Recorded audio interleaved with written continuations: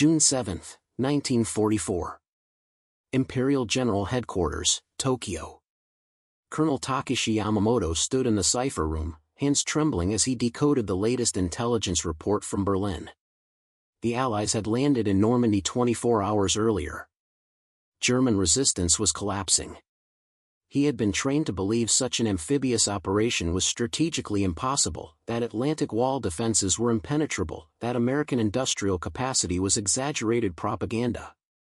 What the decoded messages revealed instead, through carefully worded German military assessments, would demolish every strategic assumption the Imperial Japanese Army had relied upon for 3 years. The Americans had landed 156,000 troops in a single day. And they were still coming.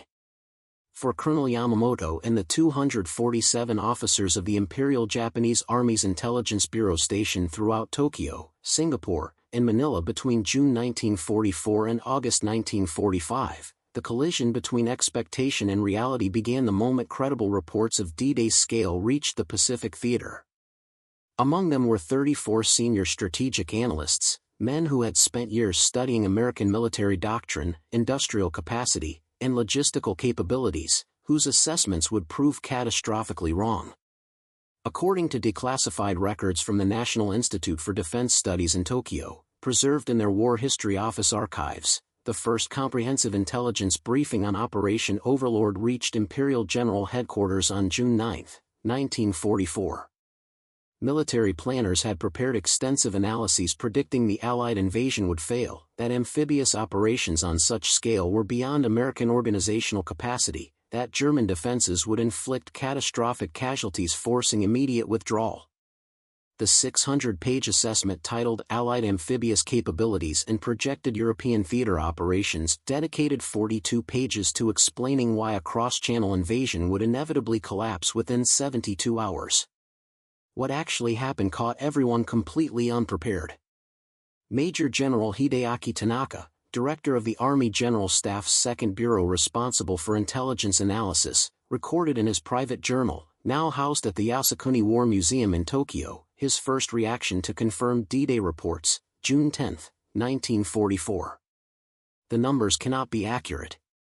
Either our sources are compromised, or we have fundamentally misunderstood American capability. The Germans report over 5,000 ships. 5,000. Our analysts calculated the maximum Allied capacity at 1,200 vessels for such an operation. Either this is the most elaborate deception in military history, or we have been operating under entirely false assumptions about American industrial production. The second possibility terrifies me more than any battlefield defeat.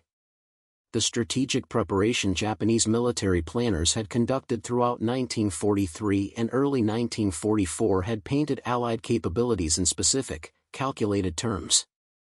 Intelligence assessments recovered from the Second Bureau archives, catalogued as Document Series IGHQ INT 1944, included detailed projections of what Japanese strategists believed possible for American amphibious operations. According to these documents, American forces were industrially advanced but strategically inexperienced, capable of material production but lacking in operational coordination required for complex multi-division assaults. Allied amphibious doctrine, the assessments stated, was theoretically sound but practically unproven at the scale necessary for European invasion. Planners concluded that any cross-channel assault would require at minimum 6 months of preparation visible to German intelligence, would depend on perfect weather conditions occurring in a narrow window, and would collapse under coordinated German counterattack within the critical first week. Yet here stood Colonel Yamamoto, age 43, formerly a military attaché in Washington from 1936 to 1940, reading intercepts describing an operation of such scale and coordination that it defied every projection his bureau had produced. The cognitive dissonance wasn't merely uncomfortable, it represented a complete failure of intelligence assessment that called into question Japan's entire understanding of American military potential. Captain Hiroshi Matsumoto, assigned to the Naval General Staff's Intelligence Section in Manila, described his reaction to D-Day reports in a letter later captured by American forces during the liberation of the Philippines and preserved in the MacArthur Memorial Archives in Norfolk, Virginia. The operational reports are impossible. They describe continuous supply operations, hundreds of ships arriving, unloading, departing, returning in a cycle that never stops. Our calculations showed American logistics could sustain perhaps 40,000 troops for the initial assault, with reinforcement rates of 5,000 per day at maximum. They are reporting landing rates exceeding 30,000 troops per day with full equipment, vehicles, artillery, supplies. If these numbers are accurate, then every logistical assessment we've provided to the Southern Army Command is fundamentally wrong. This frightens me more than the enemy's guns. The revelation of American industrial and logistical capacity came in waves, each more strategically devastating than the last. According to intelligence summaries from the Army General Staff preserved in the National Archives of Japan, the initial reports focused on troop numbers and landing craft.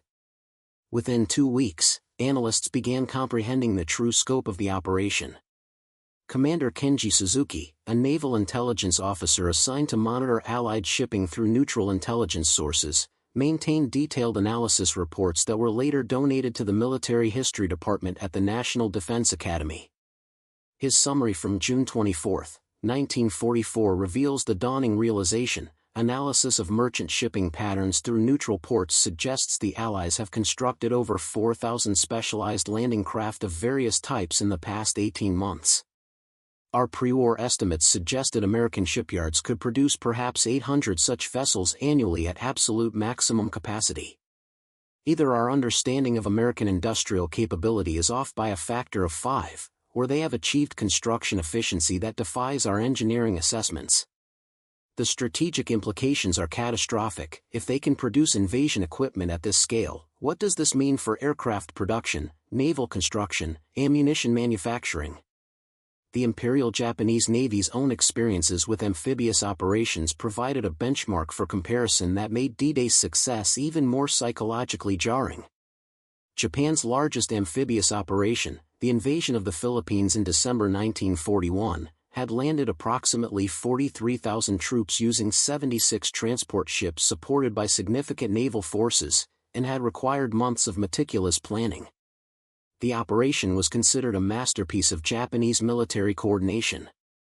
D-Day had landed more than 3 times that number in a single day, across 5 separate beaches, in the face of prepared defenses, and continued landing reinforcements at rates that exceeded Japan's entire initial Philippine invasion force every 3 days. Lieutenant Colonel Saburo Hayashi, assigned to analyze comparative amphibious doctrine at the Army War College in Tokyo, wrote in a classified assessment dated July 8, 1944, later preserved in the Gordon W. Pring collection at the University of Maryland: the Normandy operation represents either a fundamental advancement in amphibious warfare doctrine that we failed to detect, or a level of logistical coordination that we believed impossible. Our doctrine assumes amphibious assault is the most complex and fragile of military operations, requiring perfect conditions and accepting high casualties. The Americans have somehow industrialized the process, treating beach landings not as exceptional operations but as routine logistics. They have turned the most difficult form of warfare into a production line. This suggests a military philosophy fundamentally different from ours. But the revelation of material capacity was merely the first layer of a much deeper intelligence failure. Beneath it lay something more strategically dangerous: the realization that Japanese military intelligence had systematically misunderstood American operational capability, strategic thinking, and organizational adaptability. Major General Tanaka's journal entry from July 2, 1944 captured the cascading realization: we did not merely underestimate American capacity. We fundamentally misunderstood their approach to warfare. They do not view obstacles as we do, as problems requiring perfect solutions. They view obstacles as engineering challenges requiring adequate resources. Where we would cancel an operation due to weather uncertainty, they built artificial harbors. Where we would avoid heavily fortified positions, they accepted casualties and overwhelmed defenses with material superiority. This is not the warfare of Bushido, of spirit and will. This is warfare as industrial process. And it is devastatingly effective. According to meeting minutes from the Supreme War Council preserved in the National Institute for Defense Studies, a special intelligence briefing was convened on July 15, 1944 to address the Normandy intelligence failure. The briefing, attended by Army Chief of Staff General Yoshijiro Umezu and Navy Chief of Staff Admiral Shigetaro Shimada, presented revised estimates of American production capacity, troop deployment capabilities, and logistical sustainability. The revised numbers were staggering.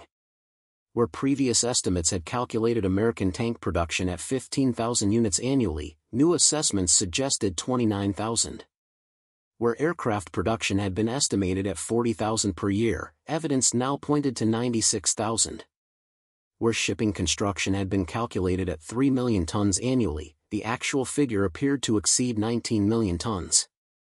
Commander Suzuki's report to the briefing included a devastating conclusion: if these revised estimates are accurate, then the combined fleet faces an enemy with production capacity approximately 8 times greater than our previous calculations. Strategic planning based on the assumption of American material exhaustion by 1945 must be completely abandoned. The enemy is not approaching exhaustion, they are reaching peak production. Captain Toshikazu Ami, a naval staff officer who had opposed war with America in 1941, wrote in a private letter dated August 3, 1944, "The success of the Normandy invasion forces me to confront a terrible possibility, that our entire strategic framework since Pearl Harbor has been built on false assumptions. We calculated that American will would break before American industry could be fully mobilized. We believed 1 year of victories would lead to negotiated peace. D-Day proves all these assumptions wrong. If we were wrong about all of this, then the Pacific War may have been unwinnable from the beginning." By August 1944, as Allied forces broke out from Normandy and began their advance toward Paris, the full scope of the revelation had become undeniable. The Americans had not merely succeeded in landing, they had demonstrated a form of warfare that Japanese military doctrine was fundamentally unprepared to counter. The question now facing Japanese strategic planners was terrible in its implications. If American capability in Europe had exceeded estimates by factors of 3 to 5, what did this mean for the coming campaigns in the Pacific? September 12, 1944. Imperial Palace, Tokyo. Colonel Takeshi Yamamoto stood before the Supreme War Council, a folder of revised intelligence assessments in his trembling hands. 3 months after D-Day, he was tasked with explaining the inexplicable, how Japanese intelligence had miscalculated American capability so catastrophically. The silence in the chamber was suffocating. What he was about to reveal would shatter the strategic foundations of Japan's Pacific defense, yet denial among the leadership remained fierce. Some truths, he realized, are too dangerous to accept even when survival depends on it. The spreading awareness of D-Day's implications created profound divisions within Japanese military leadership. According to archived correspondence from the Supreme War Council preserved at the National Diet Library, officers split into 2 camps by autumn 1944. One group, led by pragmatists like Colonel Yamamoto and Commander Suzuki, argued for immediate strategic reassessment. The other, dominated by ideological hardliners, rejected the intelligence as defeatist propaganda designed to undermine morale. Lieutenant Colonel Saburo Hayashi documented this schism in his classified report dated September 28, 1944. "The evidence is overwhelming, yet half the staff refuses to accept it. When I presented calculations showing American production capacity exceeds our estimates by factors of 5 to 8, Colonel Tanizaki accused me of treason. He stated that spirit would overcome material advantage, that American industrial strength was meaningless against Japanese determination.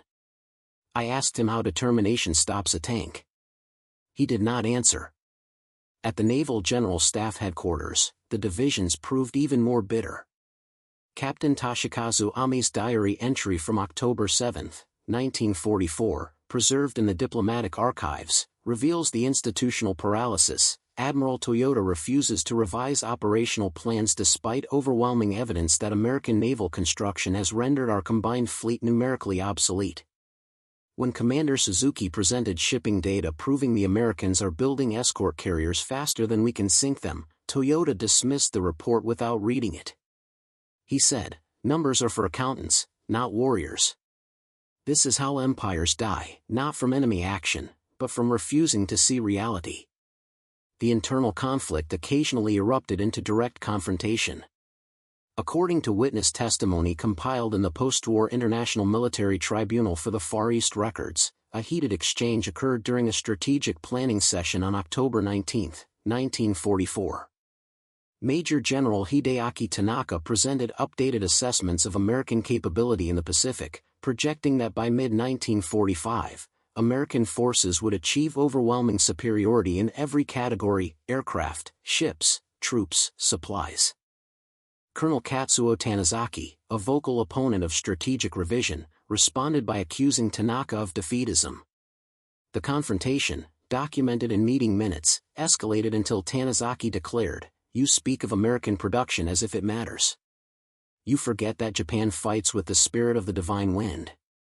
One Japanese pilot is worth 10 Americans. One Japanese soldier equals 20 of theirs. These are not metaphors, they are truths that transcend your calculations." Tanaka's response, according to the minutes, was devastating. "Then explain Normandy. Explain how Spirit failed to stop 156,000 Americans from landing in a single day. Explain how German determination, which you claimed matched ours, collapsed before American industrial capacity. Your truths are getting our men killed because we send them into battle with strategies built on fantasy." The exchange ended with Tanizaki storming from the room. He would later lead the faction opposing any strategic adjustment based on revised American capability assessments. Yet despite institutional resistance, some officers began quietly preparing for the worst.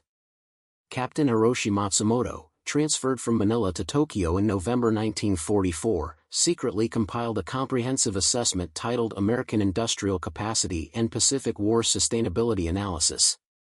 The 200-page document, discovered in his personal effects after the war and now held at the MacArthur Memorial Archives, presented a grim conclusion: American production capacity, if fully mobilized toward Pacific operations following European victory, will create material superiority of approximately 10-to-1 in aircraft, 8-to-1 in naval tonnage, and 15-to-1 in logistics capacity by late 1945. No defensive strategy can overcome such disparity. Recommendation: immediate negotiation for conditional surrender while bargaining position exists. The report was never formally submitted. Matsumoto confided to his diary on November 30, 1944, to present this assessment would be career suicide, possibly actual suicide. Yet to remain silent while knowing the truth makes me complicit in the deaths to come. I am trapped between duty to truth and duty to institution. This is the final cruelty, not that we will lose, but that we knew we would lose and lacked the courage to say so. By December 1944, as American forces invaded the Philippines and B-29 bombers began systematic raids on Japanese cities, the revelation that began with D-Day had spread throughout the intelligence services. Junior officers, less invested in pre-war assessments, proved more willing to accept the new reality. But their voices carried little weight in a hierarchical system that valued seniority over accuracy. Lieutenant Masaru Kobayashi, a young intelligence analyst assigned to the Army General Staff, wrote in a letter to his former professor dated January 8, 1945, "We have access to American newspapers through neutral channels. They discuss production figures openly: aircraft per month, ships launched, munitions manufactured. They publish these numbers as if secrecy doesn't matter, as if the sheer scale makes concealment unnecessary. I calculate these figures against our production and want to weep. We are fighting a nation that builds more in a month than we build in a year. Yet when I show these calculations to senior officers, they tell me I lack fighting spirit. Perhaps they are right. Perhaps accepting certain defeat is itself a form of cowardice." The psychological burden of knowing the unacknowledged truth took its toll. According to medical records from the Army Hospital in Tokyo, cases of stress-related illness among intelligence officers increased by 340% between June 1944 and March 1945. The unofficial diagnosis, whispered among doctors, was reality sickness, the mental strain of reconciling what they knew with what they were required to believe. Captain Ami's diary entry from February 14, 1945 captures this psychological collapse: "I no longer sleep.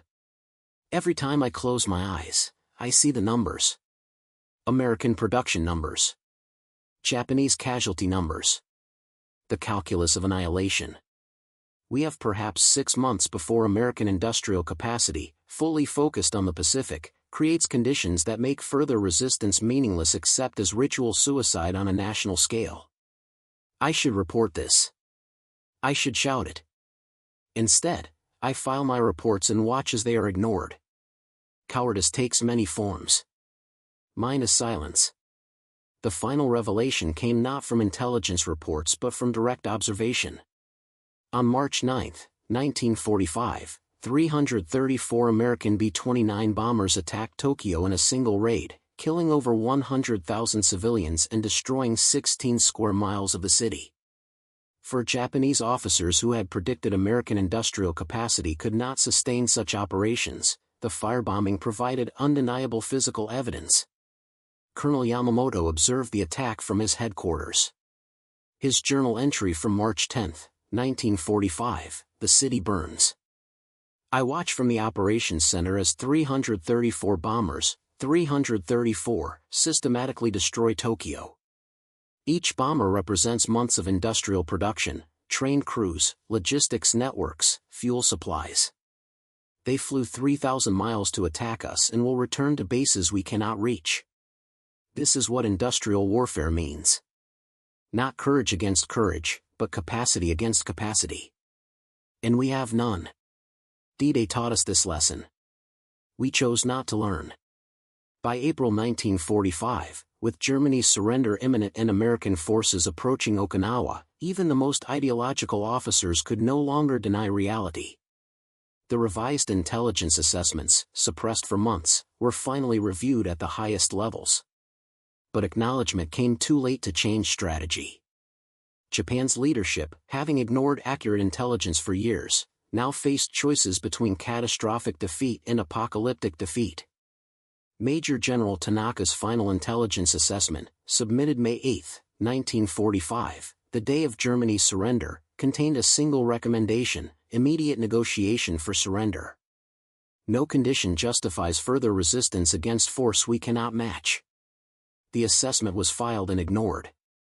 When atomic bombs fell on Hiroshima and Nagasaki in August 1945, Colonel Yamamoto wrote his final diary entry, "The bombs are not the revelation. They are merely the exclamation point on a truth we learned in June 1944 when Americans landed 156,000 troops at Normandy. We fought an enemy whose capacity exceeded our comprehension, whose methods contradicted our philosophy, whose patience outlasted our spirit." D-Day told us this story.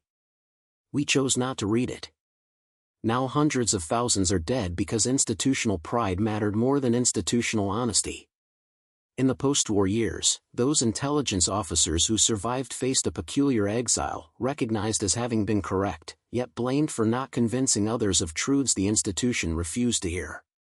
Captain Matsumoto became a university professor, teaching military history with a single recurring theme: the greatest intelligence failure is not ignorance, but the refusal to believe intelligence that contradicts institutional assumptions. Commander Suzuki's 1962 memoir, The Mathematics of Defeat, concluded, "D-Day revealed American capability. Our response revealed Japanese weakness, not of arms or men, but of intellectual honesty. We built strategy on desired reality rather than observed reality. This is how competent militaries become tragic ones. The Americans defeated us with production lines and logistics networks. We defeated ourselves by refusing to believe it possible." Colonel Yamamoto died in 1978.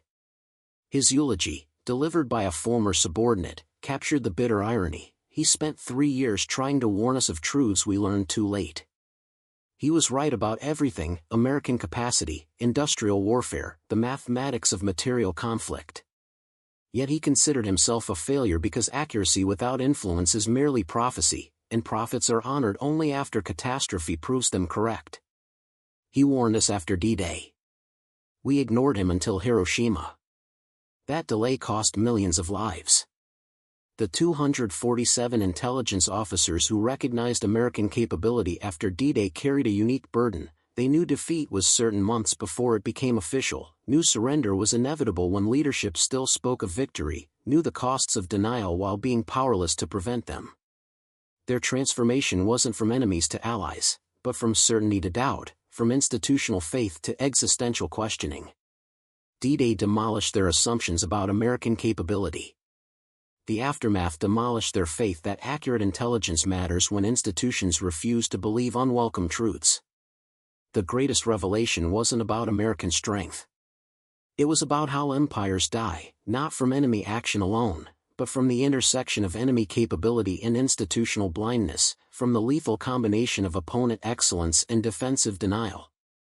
Japan learned too late that the most dangerous enemy isn't the one you cannot defeat, but the one you refuse to understand until understanding comes too late to matter. That was the final lesson of D-Day, delivered in June 1944, learned in August 1945, at a cost measured in cities burned and lives lost to the mathematics of denial.